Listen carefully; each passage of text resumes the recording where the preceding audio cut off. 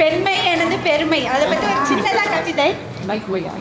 கள்ளிப்பால் குடித்து மடிந்த காலம் போச்சு, நீ கடலிலே பாலம் கட்டும் காலம் வந்தாச்சு.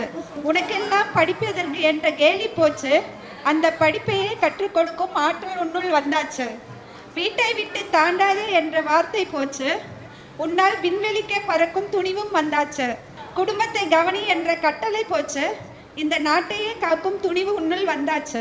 இனி பெண் பிள்ளை வேண்டாம் என்ற ஆணவ பேச்சு, இந்த பெண்மை எனது பெருமை என்ற நம்பிக்கையும் தந்தாச்சு.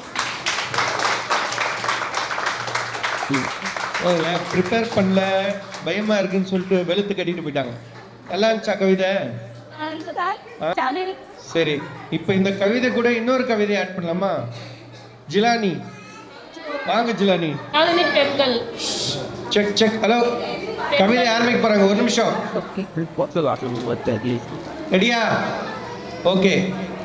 பெண்கள் நாங்கள் மண்ணில் கோலம் விடுவோம், அந்த விண்ணில் பாலம் விடுவோம், உணவு சமைக்கும் அறிவோம், உழுவது தொழிலால் தேர்ந்திடுவோம், விட்டி கூட்டி பொழுதிடுவோம், கட்டிய கலையை அறிந்திடுவோம், தையல் கலையை கட்டிடுவோம், நூல் அறிவோம் பெற்றிடுவோம், மூத்த சான்றுடன் மதிப்பிடுவோம், எந்த துறையிலும் கல்வி பதிலை திட்டிடுவோம், பெரும்பாய் காத்திடுவோம், நாட்டையும் சிறந்து செய்திடுவோம், பெருமை பூமி நிலைத்திடுவோம், சிறுமை கண்டால் எளிமையாவோம், அறிவியல் அணியிடம் பிடித்திடுவோம், அரசியலில் புதுப்பிடுவோம், சாதனை பெண்கள் சேர்ந்திடுவோம், கருத்திடம் அழைத்திடுவோம். நன்றி.